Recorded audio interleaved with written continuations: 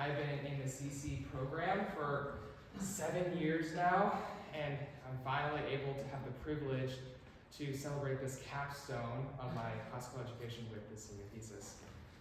Now, when I was approached with the idea of a senior thesis, I had to think of a topic, and I had been going back and forth on the different ideas and the different subjects I could talk about, but ultimately something that caught my eye was the friends, the family, the church members around me that were all stuck on one thing: social media.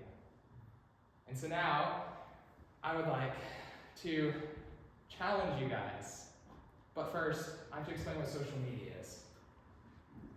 Imagine a computer program that could unite the entire world, everyone across the world, all instantaneously. Imagine an application that could better yourself and promote your own well-being. Imagine a computer software that could promote integrity and ultimate truth. Now, we all can think of one thing that can do this: social media, the great gift to our modern age. But first, to truly understand what social media is, we have to go all the way back to 1997. The birth of 6 Degrees. Now, most of you probably don't know what 6 Degrees is. 6 Degrees was created by Andrew Weinrich. He's been coined as the father of modern social networking. And he created this program as an ability to share emails across professional users. This was used in a very practical, very low-budget sense. Moving into 2003, the birth of MySpace by Tom Anderson led to a more recreational approach. People could share emails and photos with those who they may not have a relationship professionally, but more of a friendship. This changed in 2004 with Mark Zuckerberg and Facebook. Facebook was targeted to a younger audience, college age. And finally, moving into the last stage change in 2016 with TikTok, the ultimate social media that really integrated all ages, cultures, and people groups. But although this may be seemingly a gift to our modern culture, social media ultimately is more of a detriment to humanity than a benefit. To start, social media deconstructs society. People find the need to meet in person as, well, unimportant. I get stuck being on the social media on my own phone, and I don't even get the true feeling of what it means to be present. This is a term that has been coined by scientists as phubbing, or the act of ignoring someone who's right in front of you just to be on a social media website. And social media, on average, takes up 36% of phone usage for the average person. 36% of the average time spent on a phone or a tool is used just to be on social media, just to take away that time that you could spend with someone in person. But social media also facilitates cyberbullying and hate speech. 55% of 13 to 17-year-olds in the University of Pennsylvania study experience cyberbullying that totally destroys their self-worth. This is an extreme detriment to the children and the teenagers of this day and age, and to adults even. This has also been counted in numerous teenager suicides from explicit photos being shown across social media. Now you may be thinking, could this still be shared through a text message, through an email? And as it could, many of these cases don't just spread through a school, but through whole states. When teenagers move out of their school, that explicit photo follows them wherever they go. Finally, it also causes significant rifts in group polarization. In 2023, during the Hamas-Israel war, anti-Semitism posts increased by 919%. Anti-Muslim posts increased by 422%. There was no middle ground for social media users. All there was one side or another, no in between. This was also seen in 2020 with the rise of Black Lives Matter versus Blue Lives Matter. which on Twitter resulted in a 1,829 to 836 post difference. No middle ground. Social media does not allow for people to be okay with one topic or another and settle in the middle. They require you to pick a side. Again, social media deconstructs society, but on a smaller basis, social media deconstructs and attacks personal well-being. Social media, as we all know, is addictive, and not just by coincidence, but social media is engineered, finely technical to be addictive. The average social media user, now think about this, the average social media user uses social media 2 hours and 18 minutes every single day. If we translate that to years, as 2 hours consumed on a daily basis is a very small number, a TV show or two, that is 33 days per year dedicated to that of Twitter, Instagram, Facebook, you name it. And this is due to the use of dopamine and stimulus feeling and injectors that they put into the social media app that make you feel good every time you click a like, click on a post, or see something that you enjoy. And this addiction, according to the Addiction Center, is even compared with that of an addiction to meth or cocaine and many other illicit drugs. But this addiction often leads to the next attack on personal well-being, which is depression, suicide, and relationship issues. The main stem of depression is social media, according to many psychologists. The first thing they try to remove from someone's lifestyle when they're depressed is that of social media. 8% of the entire US claims to be depressed. Now, I want to say, depression is not like that of wealth, of joy, of love. People love to claim to be attributed to one of these things. But depression is not something people yearn to say they have. 48% of social media users say that they are depressed. That is a giant statistic compared to that of the 8% in the US. But also, social media is seen to glorify suicidal behaviors and self-harm. There are entire groups and communities on these sites that are made just to make suicide a social norm so that it is regular.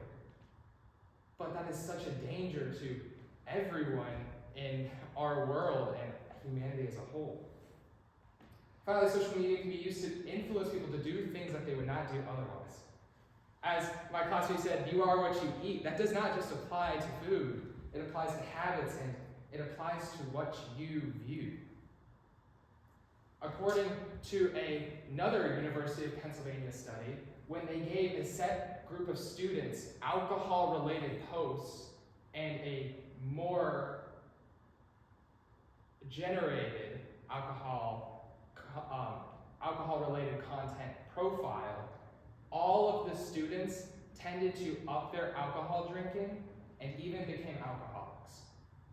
These overused posts, these post categories that we view can ultimately change our habits. According to another study, 321 out of every 1,000 social media users integrate, commit, and identify with what they view on social media. What we view doesn't just cause us to feel good in the morning or get us through an hour where we're bored and we're just clicking on random posts on our phone, but it actually seeps through into what makes us us and changes them. That can mean social media posts can influence you to go from a regular person to being an alcoholic, to being a 70s rock enthusiast, possibly even a hardcore knitter. And finally, the greatest detriment to social media is social media pollutes truth. Social media creates echo chambers, as scientists call it, these groups that share their extremist opinions regardless of facts. According to the National Academy of Sciences, quote, They tend to prefer information adhering to their worldviews, ignore dissenting information, and form polarized groups around shared narratives, which harms policymaking, political communication, and the evolution of public debate. Now, that's a lot to take in, and that's a giant sentence, but what they're really saying is that these groups that have these giant extreme opinions can harm what truly is real and what is really true in today's culture. But social media also is known to be biased and censor or cancel certain individuals depending on the site's or platform's opinions, and not on an objective standard. A case of this is Ellen Pao, a CEO of Reddit, was known for banning many users on Reddit for misogyny and hate speech when they were criticizing her opinions. But at the same time, there was another subreddit, or smaller Reddit community that was named Jackolandia, promoting celebrity deepfake pornography and child explicit photos. On one side, this CEO of Reddit was saying that all her actions were revolved around removing misogyny and hate speech as her top priority, while this other site was in its golden age. Another view of this is when TikTok in 2023 said, quote, "Congress is planning a total ban of TikTok. Speak up now before your government strips 170 million Americans of their constitutional right to free expression. Let Congress know what TikTok means to you and tell them to vote no." And that's no, capital N, capital O. TikTok, in their community guidelines themselves, specify that they do not want their platform to be used for persuasion or to be used to try to manipulate others' minds when they are doing it themselves. Their objective standard of keeping that integrity is not their top priority. It is what they truly want. And finally, misinformation and fake news are common and rarely removed from social media platforms, which results in an abundance of dishonesty and an abundance of falsehood. $2.7 billion was lost to social media scams last year. And according to the FTC, this is, quote, "far greater than any method of contact." Now you may be thinking, scams are always going to be an issue. People will always find a way to swindle people's money. But the thing with social media is that you can reach an enormous amount of people very easily, very quickly. There is not an extended amount of energy, time, or money that has to be poured into social media for that to be accomplished. Another view of this was in 2022 when Ukrainian President Volodymyr Zelensky was seen across Twitter and Facebook with a viral video of him surrendering to Russia. Now, as you may be thinking, this could cause mass hysteria across the United States, across Ukraine, and frankly the world. But it was fake. It was all AI generated. And going back to the scams, truly the problem here is AI, but how did it reach so many people within a day? Millions of people within a few days were confused and frantic over this issue when, yes, AI was the issue, but social media was the stimulus. All in all, social media is more of a detriment to humanity than a benefit. But even so, as many people know, I had to ask many people why they would not want to get rid of social media. And as you may be guessing, when I asked people, why don't you want to get rid of social media, I got a slew of responses. But in the end, I was able to sift those responses down to 3 schools of thought that I will be hoping to combat in this next section. My first school of thought is what I call the pretend pen pal effect. This is often paired with the statement, I have friends or family out of state. How will I communicate with them otherwise? My one combat against this is that there are still other ways of communication. Humanity has been able to communicate with each other over the last thousands of years without complication. So why now is social media our only crutch to get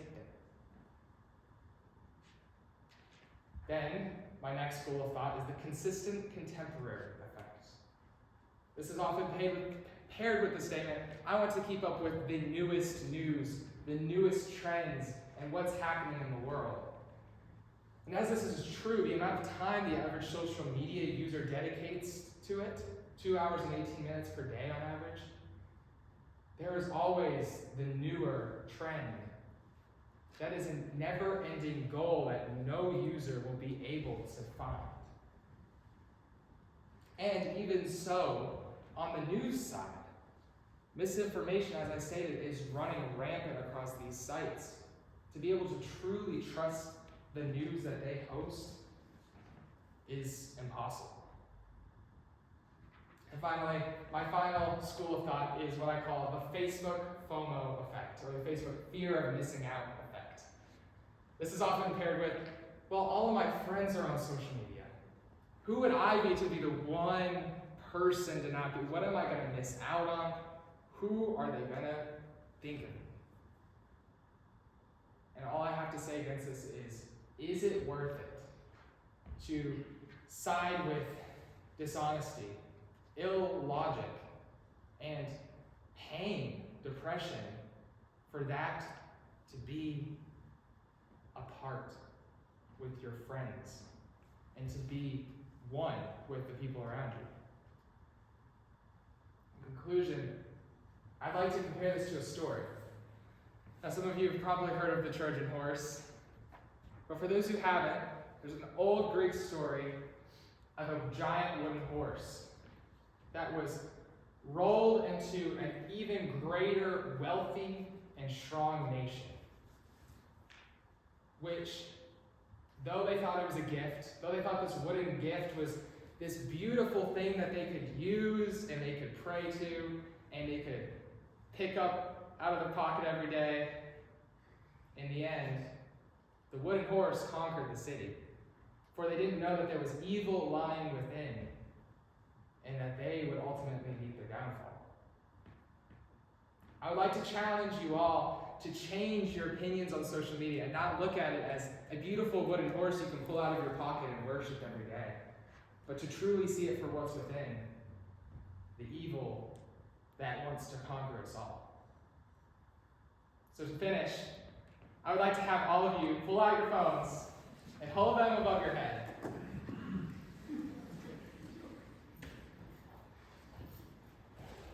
And I'd like you all to delete your social media right now in front of everyone. And if you delete it now, I would like to challenge you to not download it back when you get home, or when you walk out the door, or when you get in your car, but to truly know that it wants to harm you, and it wants to grow off of you. And if you don't want to delete it, I would really like to challenge you why. What in that little tiny icon on your screen is keeping you from pressing the delete button? And is it worth it? Thank you.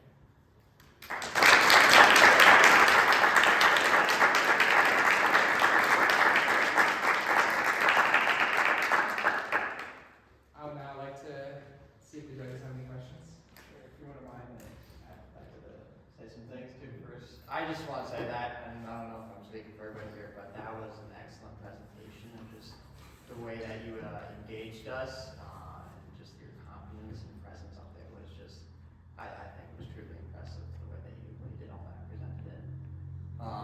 This is actually, I had, when I did my paper on it, I did something similar with the smartphones. This is everything you're talking about. It's like I remember reading the same things, and it's just good to hear somebody bring these up, because it's just something that we all get used to with social media, and just kind of recognizing how does it actually affect us, and it's well done.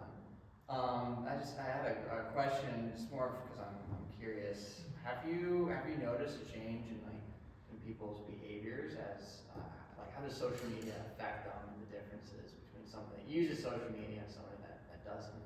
Yeah, so my class and I, so the beginning of last summer, we decided we were gonna go on this giant, social media fast. We were like, we're gonna keep each other accountable, we're gonna post each other's screen times every day, and we're going to be really nailing this down. We noticed we had so much more time on our hands.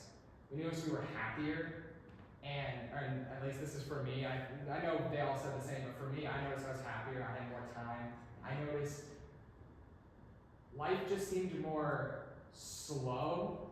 Social media is so fast. There's so many posts. You see so many people that you don't even interact with anymore, and you get to catch up on their life, but they don't even know it. So it just seems there's so much useless information you end up picking up, and in the end, it's just I wouldn't want to go back now. It's kind of a weird. Once you escape it, you feel so much greater. I hope that answers your question, kind of. It does. Yeah, and also you had mentioned too that people that use social media have had an increase in depression. I just wondered, what's the correlation? Why do you think that social media increases depression? Why would they be related? I think kind of tying back to the thing I said about people don't claim depression, they claim the love. Well, people claim those things on social media. It's like everyone knows you only put your best on social media. You could take 10 photos and the best one you put on Facebook. And so I think it's that kind of effect where you see the best of everyone else, so then you see yourself and you're like, oh man, I must be failing at work, at home, at school, wherever, and thinking that everyone else's life is this great thing, and you forget people have struggles too, and then you gotta just fall into that pitfall effect, I think.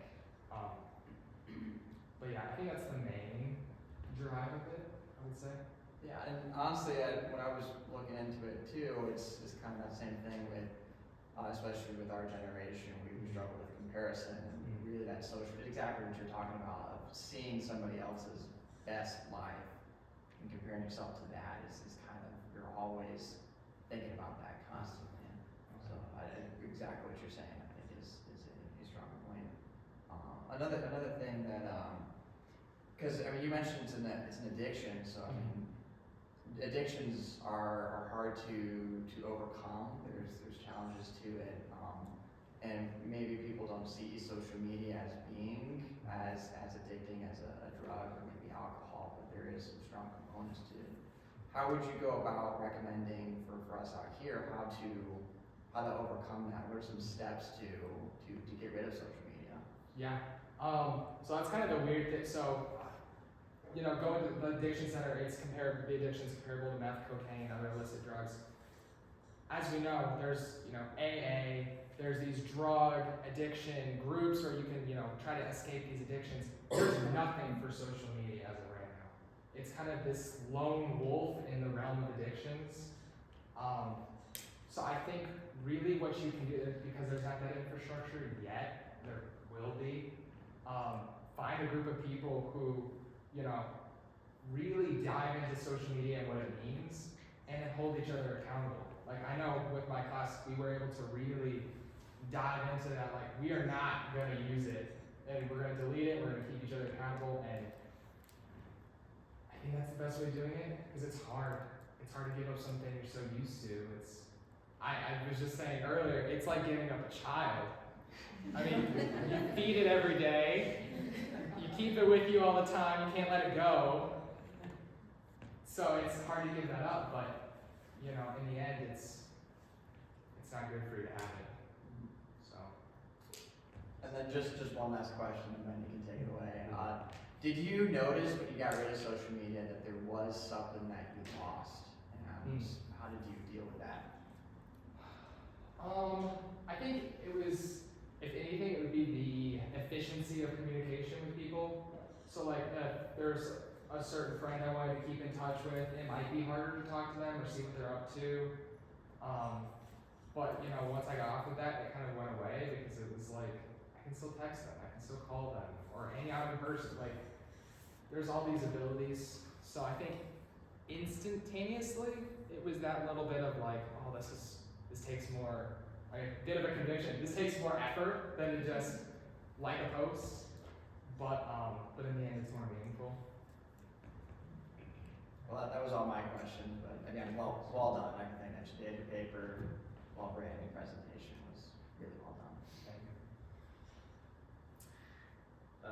How soon after beginning to research the topic did you decrease or cease the use of social media? Almost instantaneously. So I started with the society. Once you really got into the cyberbullying, hate speech stuff, there's some really horrific stories I especially go into in my essay. And one of the scariest ones is, like I mentioned, these people who, and it doesn't just have to be these explicit photos, like fake stories people make up, teenagers make up, and they leave a school because it becomes an issue there, and they go to another school in the state, and it follows them. And when they enter that school, everyone looks down at them. And it's like a normal thing, and there's like 20 cases in Florida alone. So that was a big kind of change for me. Like instantly when I saw that, I'm like, oh, like this probably is a bad thing. And then diving into the addiction stuff, it was like, yeah, this is, because I think we all know how bad social media is. That's why it was kind of hard to really hone in on that in this, because I think we all know it's addictive. I think we all know it's taking away. We've all had someone, and we're at a friend group, and someone gets on social media, and they're totally not paying attention. We've all had that happen to us. So I think, I don't want to state the obvious, but yeah, I think that's really especially what you're doing. What is your favorite argument in this thesis and why? Probably addiction. I think there's just so much to it. Like, it affects really all of these stages. Like I mean, addiction takes away from the time you get to work, the time you get to spend time with others. It takes time away from when you're truly thinking. You could say it takes time from you being with God. Like, it's just taking time from everything in your life. And I think that's just the biggest, especially since the average is 2 hours. It's not like, you know, the most extreme cases can be, I mean, I saw anywhere from 6 to 7 hours is in the most extreme cases, but like the average is 2 hours. If you meet a room of 100 people, chances, and they're all social media users, chances are they're all around 2 hours a day. So it's just, that's I think the biggest. Can we trust the sources of information that declare the harms of social media? I declare the harms. So all of the sources that you cite, Are they like? how can we trust them? Why can we trust them? I try to at least cross-reference between them, so I try to find multiple sources that were saying the same thing, especially when it came to statistics. Or I would try to really find those clinical trials. For when I mentioned the addiction statistics, the post statistics were straight from the website. The guidelines were straight from the platforms. All of the big percentages were either cross-referenced between multiple credible sites, or it was like a clinical trial signed off by doctors. So that's kind of what I use to gauge my information. Okay. And lastly, to what degree do you think the detriments of social media are due to sin?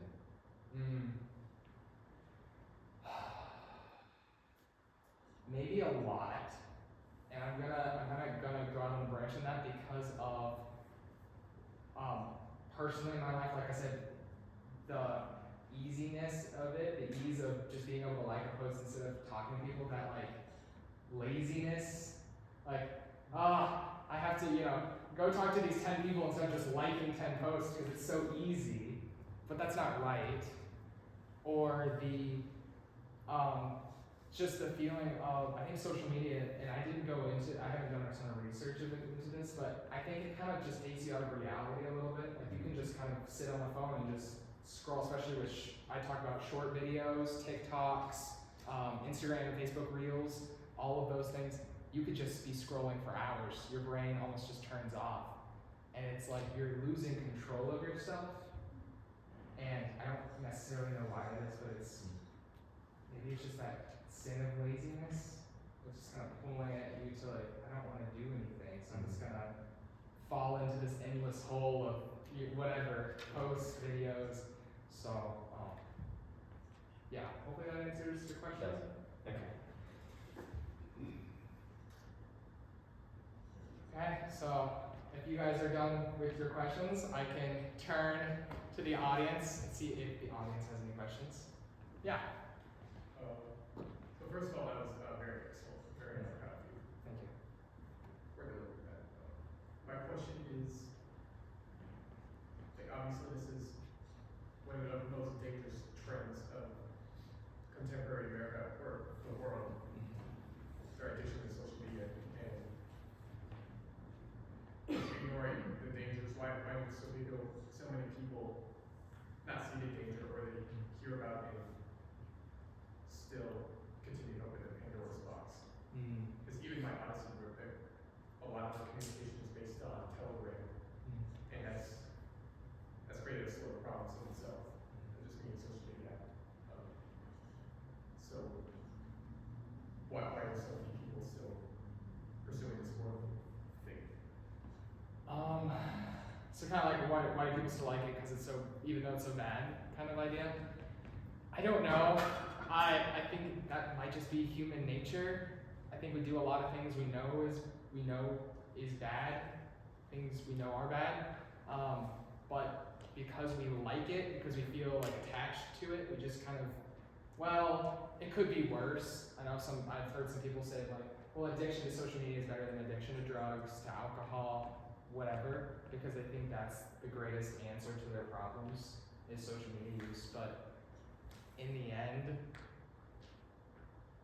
it's not worth it. You shouldn't be addicted to anything just for the excuse to not be addicted to something else. So I think I've definitely heard that. Why do people ignore? Again, it's just easier maybe. Like, I think they don't, and maybe they don't understand the gravity of the harms. They don't understand the numerous amount of people who've lost their lives to this, people who are still being held down, people who are making decisions that they wouldn't have made otherwise, other than a post that told them to do so. Or, I mean, this just popped up in your head, all those crazy health influencers or whatever, like all these, there's so many things that people can fall into that they don't truly know. So maybe it's more of an ignorance, they don't know it, or if they do, they're willing to kind of brush it aside for what they get out of it. That's my best. Yeah. So you had a comment in your thesis there about the social media is designed in a manner that you're either pro or you're con, there's no middle road. Can you kind of expound in your research how it's designed so that you're either pro or you're con, and there's no way to put a middle of the road statement in there? Yeah, so I really wanted to go more into the marketing side of it. That was an area I might even still kind of tangent on and add on to my paper. As all other companies, the main goal, especially as Libby mentioned before with the food industry, the main goal is profit. That's, first, we have to make money to get through the year, through the spending.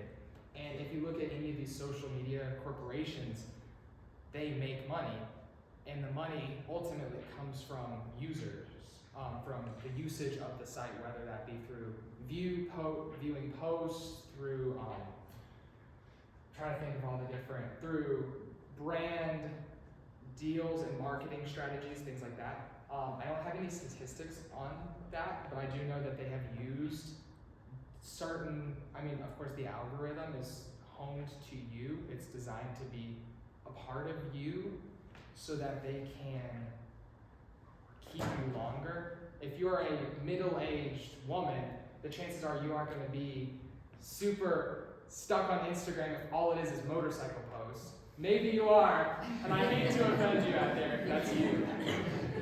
But, and vice versa, you might have a 10-year-old boy who won't be interested in grandfather clocks. I don't know. But something like that, it's directed towards the user on an individual basis, and so that's kind of where the design comes in. Because if it wasn't designed specifically for you, none of us would be so stuck on it. Or some of us would be, but it wouldn't be like across the room, like, oh, how are we all stuck on this one app? We don't all like the same things. It's because it's designed for each of us individually. Kind of an idea. Hopefully that. Yeah. So this is sort of adding to the conversation, and that is social media is a mirage.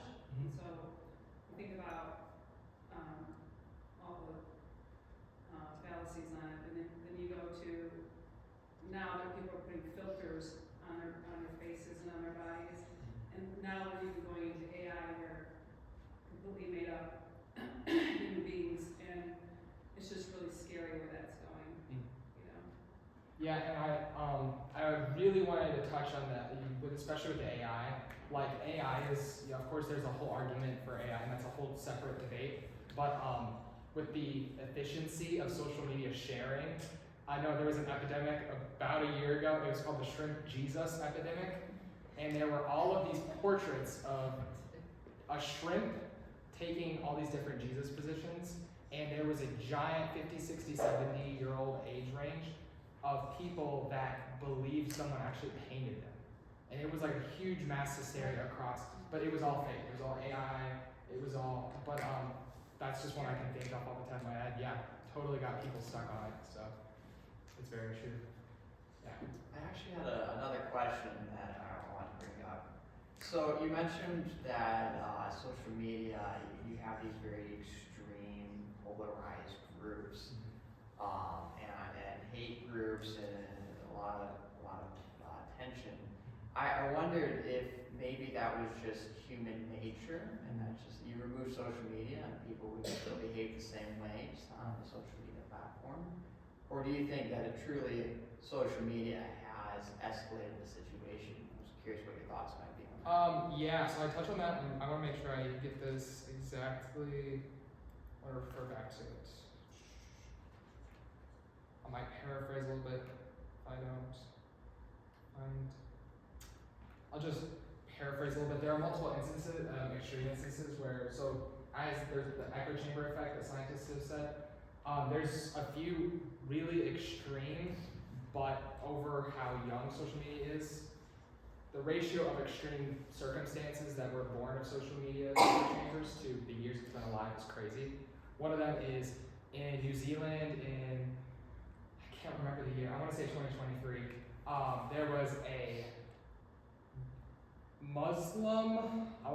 Muslim shooter that got into a church and killed like 120 people, and it was all while he was on Facebook Live streaming to his group that was promoting that. And that's just one of many, because there's the echo chamber effect is basically that of you can find those who are extremists with you. I think if you were just in the outer regular everyday world, the chances of someone in this room having the same extremist opinion as you is really low.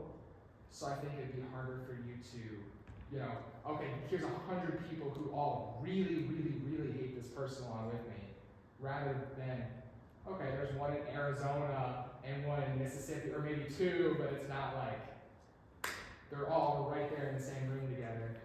So I think that's part of it. It just makes it easier for that kind of cluster effect. That kind of.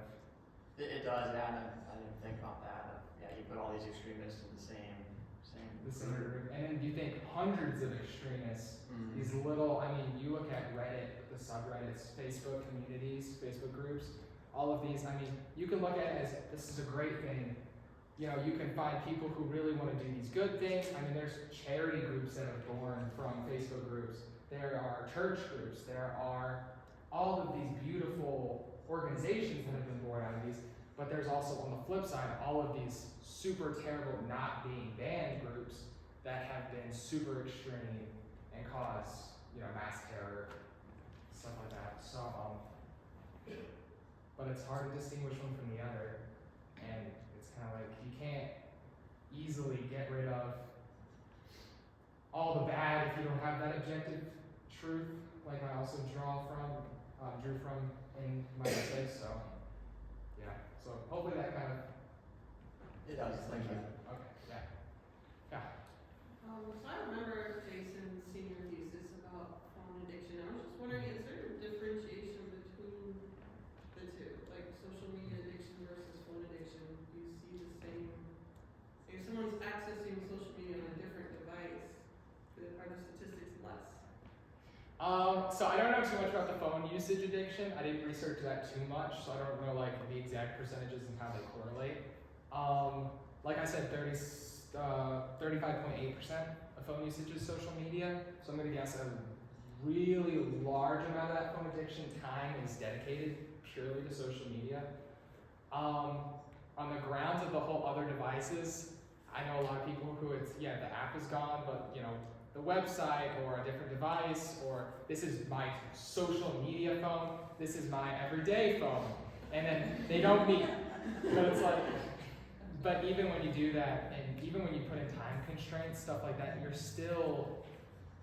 it's still drawing you back. And have you really got it in the whole idea of truth being polluted? No amount of time you take away from what you give to social media can keep you from being exposed to polluted truth, polluted integrity. So I think there's really not a limit you can put on time you dedicate to social media rather than totally removing it from your life. That's what I think. Sorry. So Yeah. you're saying there's no middle ground? Not really, unfortunately. It's kind of one or the other just because of how, I hate to tie back to shrimp Jesus, but the first post you see on Facebook, you go on there is that, and you're like, oh wow, that's amazing.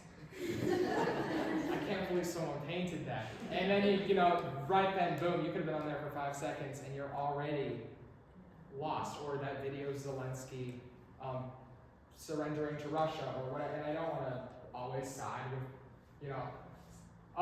you're the first thing you're going to see, or the first 100 posts you're going to see are going to be bad or whatever. Because of course, I don't want to go down that slippery slope of everything you see on social media is fake. Because it's not, there is true, but what is really true? That's the hardest part. It's the hardest, yeah. Could part of the polarization be that we just now know too much about people?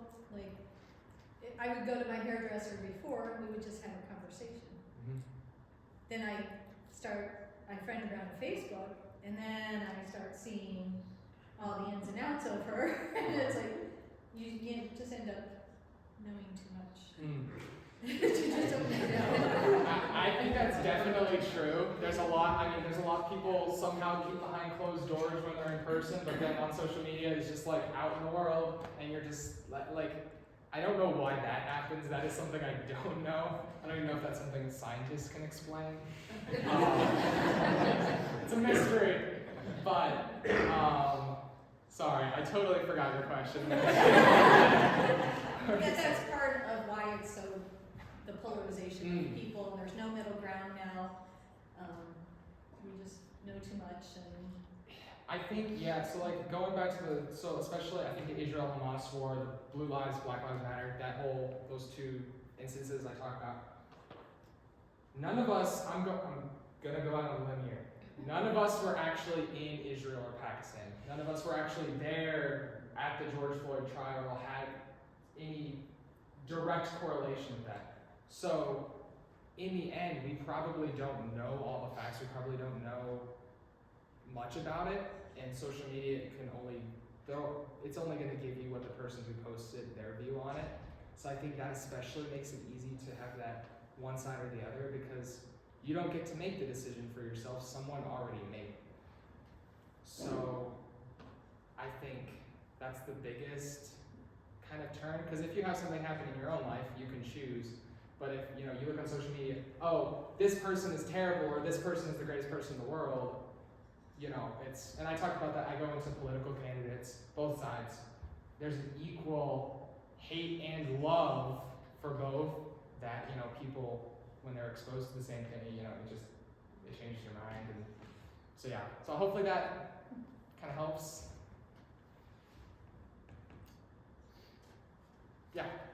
What would you say is like a close number? If social media is like, let's snap our fingers, that's gone. What would be the next? Like, you think like the internet? Like video games? Like, what else is like shopping online? What's the next time suck kind of a deal? Like that you think it's not good, even though again, like it's not anything inherently wrong with being on Amazon and looking for a deal, but now it's 2 hours later, you bought nothing, you know? Like, yeah, where do you draw the line? Or too much, right, yeah. Yeah. Man, I don't know. They probably turn to something else similar that kind of evades it all comes down to definitions. I've talked to people, what is the worst social media site? I've had people ask me, like, in my studying or whatever, like, because people feel like, oh, TikTok is the worst. And it's like, well, I don't know, because it just depends on how you use it and who you are, where you are using it. Because also on LinkedIn, I was telling my class just a little bit ago, LinkedIn, most professional, most easy. It also has like an entire underlying. It's the same thing. It has an entire, like, there are people who are faking certain jobs or whatever, and they're trying to get by being a prostitute. So it's like there's an entire, like, every site has that bad side, so it's just kind of, which isn't surprising. It's human nature. There's always going to be the good and the bad, but the next social media, if you got rid of social media, I don't know. That's right. Probably internet. internet. Back to get rid of technology, to get back to, to get rid of the internet. Like it's gonna be. They would probably keep trying to like circle back to something that just misses social media and then kind of like slowly move it back into social media position. So like I talked about the history. You can see like 6 degrees purely professional, and then MySpace recreational, then Facebook a younger audience, and then TikTok, YouTube, all that stuff. Right. Everyone. And so like you could of course move it back down to, well, maybe we just use it professionally, but then people will be like posting pictures over the HR chat or whatever. I have no clue what people could figure out, but people would probably try to evade that, those definitions, those small footnotes. Yeah. I have a question for you, specifically about the marketing, because social media is so inundated with the advertisements and the marketing. Do you think if social media, if you got your way, and everybody in the world quit using social media, how would that affect the economy? It might greatly affect the economy because we really like you are what you eat. You buy what you like, and if social media is constantly trying to figure out who you are, I'm not saying the algorithm. When I talked about the algorithm, I don't mean to like say it's a bad thing. It's a great marketing ploy because it's trying to figure out who you are as a user, so that it can give you those, those brands, those markets, so that you buy that certain thing. I would have to go into how much it's influencing people buying, when they're exposed to a certain brand or a certain category that they tend to side with. I'd have to go into more of the numbers of how much those brand deals are giving social media sites, if it really is as prevalent, because I know I've heard it from multiple sources, but I just haven't really dove into it too much. I don't want to go off on some stage aid claim or whatever, but I would probably say it would change the market to an extent, just because, at least for those sites, because they make so much money. All right, one last question. Last question? And then we need to cut it off. This comes from a discussion we had back in the fall. It wasn't in your paper, I don't mean to throw you a curveball. Fine. But social media companies are business, and they're selling a product. Do you remember what that product is that we discussed? It's us, right? Yeah. Well, so think about it. How many apps on the App Store cost money? I bet any one of you guys has probably seen some kind of tool or game or app or whatever that you're like, oh, that'd be cool to have. And then you go into it and there's some subscription tied to it or some cost or some whatever. Any social media site you look into, from anywhere on the spectrum, how much does it cost? Free. Nothing. $0. Because in the end, they are built on the guaranteed fact that you will make their money for them. You are the product if it's free. If something doesn't cost, you are the product. So I think, yeah, like it's, of course I don't want to terrorize these companies or be like, you have to hate these companies, because I don't want to draw that line either. They're a company making money. It's just, do you want to be their product? Are you okay with being their product? And that's a thought that's a thing we have to make individually. So yeah. All right, thank you.